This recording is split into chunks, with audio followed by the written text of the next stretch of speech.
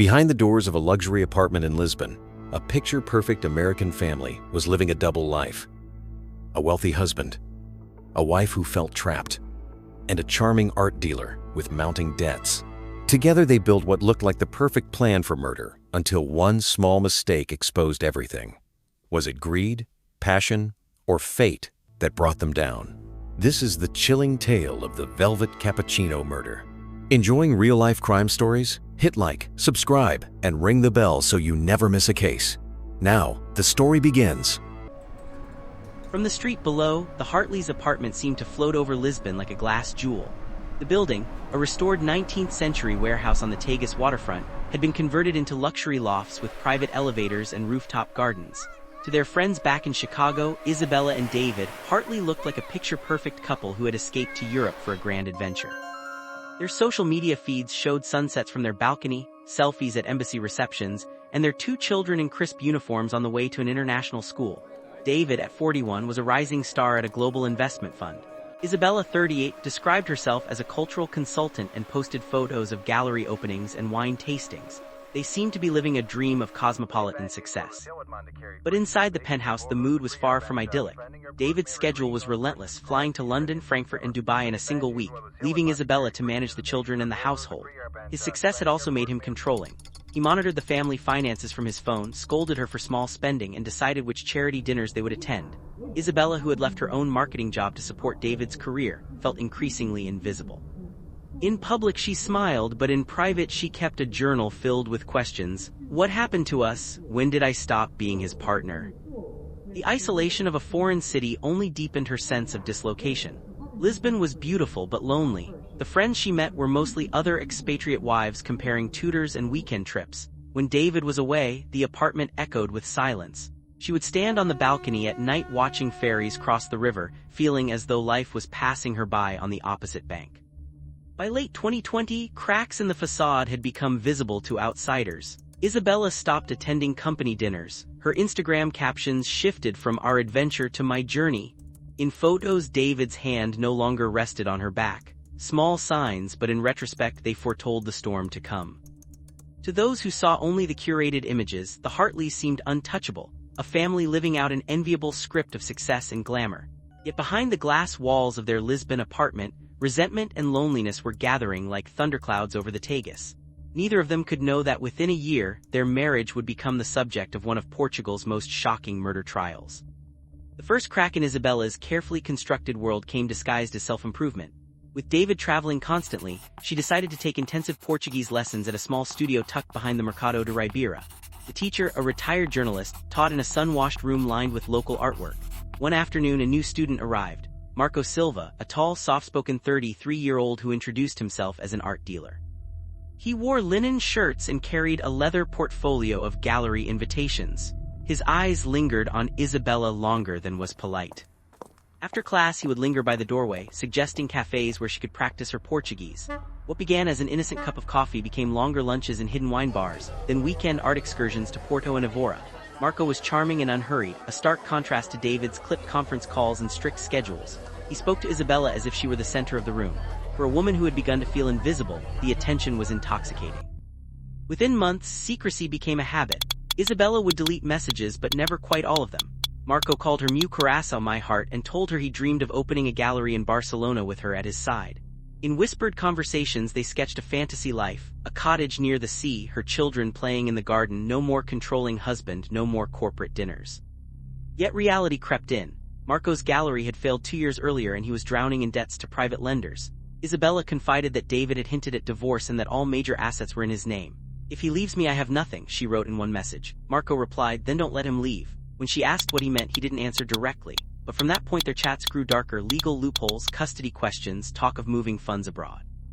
Marco began to ask about David's habits, his schedule, his health.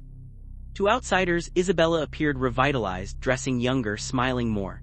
Friends assumed she had simply adjusted to Lisbon life. But in her journal the tone had shifted. "He makes me feel alive, we could be free. But how?" The sun-drenched city around her seemed complicit, its tiled facades and secret courtyards offering cover for a romance that was sliding from illicit to dangerous. Neither Isabella nor Marco yet knew how far they would go. But the seeds of betrayal had been planted, and in the bright Portuguese sun they were taking root. By early 2021, David Hartley's instincts told him something was wrong. His once meticulous wife was distracted, often out studying or meeting friends, and their bank card alerts showed small charges at boutique hotels in Porto. One night while David was on a late conference call, an incoming message on Isabella's phone flashed across the screen. Soon, Meu Coração. When he demanded to know who it was, Isabella's reaction was not the denial he expected but a quiet, frightened stare. David exploded. He threatened divorce, custody battles, and cutting her off from the lifestyle she had grown accustomed to. "You and the kids are coming back to Chicago. I'm done with this," he shouted before slamming the bedroom door.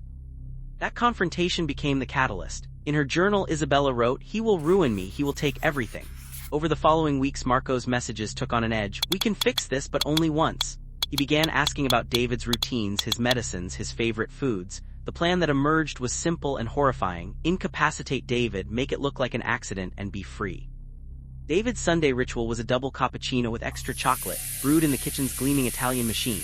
Isabella knew every step of his routine, how he opened the balcony door for fresh air, how he scrolled through emails while sipping. Using contacts from a clinic she volunteered at, she obtained a strong sedative under the pretext of helping a sick friend sleep. She and Marco rehearsed how to stage a fall down the marble staircase, where to place the body, and how to time the emergency call. On a rainy April morning, the plan unfolded. The children were at a sleepover.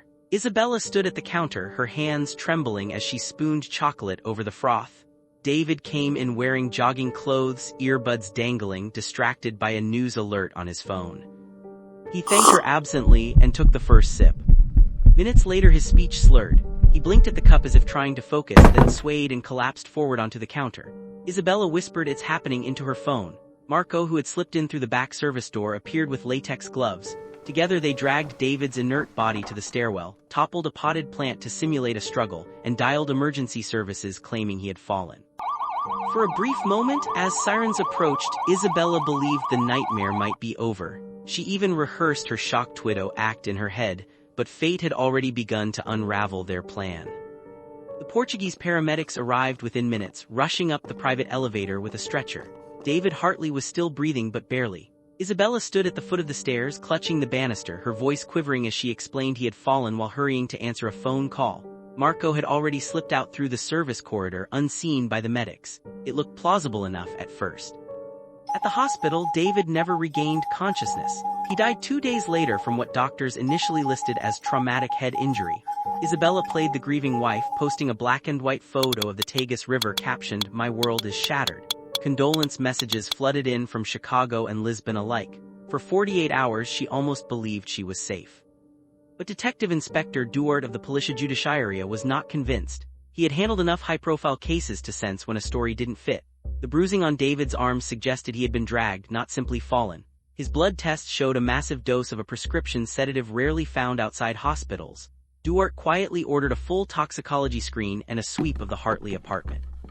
Back at the penthouse, forensics combed through everything. They found 2 coffee cups, not one. They also retrieved security footage from the building's service corridor. Grainy but clear enough, it showed a tall man in a linen shirt entering through the back door at 7:12 a.m. and leaving at 8:03 a.m., moments before Isabella called emergency services. Building staff identified him as that art guy often seen waiting for Mrs. Hartley. As investigators dug deeper, they discovered Isabella had updated David's life insurance policy just 6 weeks before his death, naming herself sole beneficiary. She had also searched online for fastest-acting sedatives and accidental overdose symptoms. Even more damning was a draft email in her laptop's trash folder, never sent, telling Marco, "Once it's done, we'll be free." Detectives began trailing Marco, who had retreated to Porto.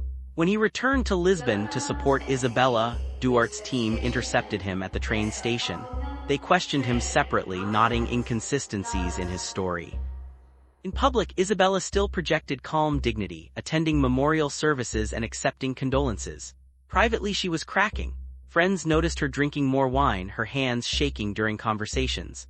The mask of the grieving widow was slipping, and Duarte knew it was only a matter of time before one overlooked detail would turn suspicion into proof. For weeks after David's death, Isabella moved through Lisbon like a tragic heroine. She wore black dresses, lowered her voice to a hush, and gave interviews about the terrible accident that had taken her husband. Newspapers ran sympathetic profiles of the American widow left alone with 2 children. Marco kept a low profile but was often spotted near her building, looking like a family friend offering support. Behind closed doors they whispered about plans. Isabella would collect the insurance payout, Marco would settle his debts, and together they'd move to Barcelona under new business names. Their lawyers were confident. Without a clear murder weapon, they argued, the state had only circumstantial evidence. Toxicology showed sedatives, but David sometimes took sleeping pills when traveling. Maybe he'd misdosed himself. The staircase bruises, an unfortunate fall, the security footage of Marco, he was dropping off documents. For a moment, it seemed plausible enough to create reasonable doubt. Detective Duarte knew the case was fragile. He needed one irrefutable link between the sedative and Isabella. Forensic teams went back over the apartment with painstaking care, opening every cupboard and bin.